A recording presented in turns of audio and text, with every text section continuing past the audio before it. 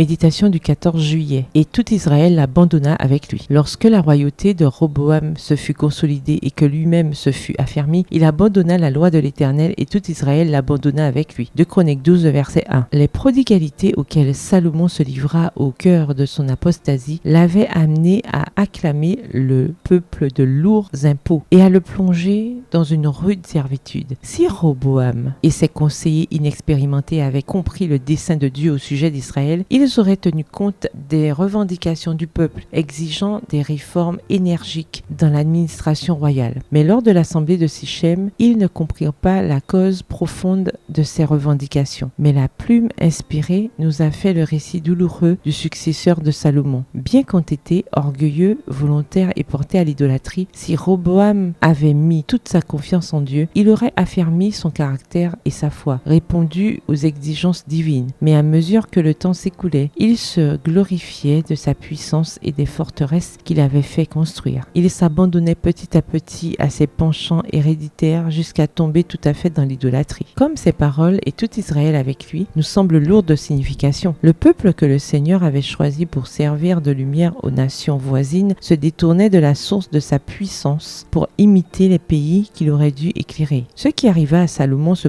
reproduisit chez Roboam. Leur mauvais exemple égara une multitude d'âmes. Il en est encore ainsi de nos jours, à un degré plus ou moins grand, avec celui qui se laisse conduire par Satan. Malheureusement, l'influence du mal ne se limite pas à celui qui s'y adonne. Nul ne vit pour lui-même, nul ne souffre seul de son iniquité. Toute vie répand autour d'elle soit une lumière qui projette ses rayons bienfaisants sur le sentier du prochain, soit une influence sombre et déprimante qui pousse au désespoir et à la mort. Nous conduisons nos semblables vers le bonheur et la vie éternelle, ou vers les abîmes de la tristesse et de la mort éternelle. Et si par nos actes nous aggravons les forces du mal chez ceux qui nous entourent, nous participons à leur péché. Texte tiré du livre Prophètes et Rois au chapitre 6, aux pages 60 à 63. Bonne soirée, que l'Éternel vous bénisse.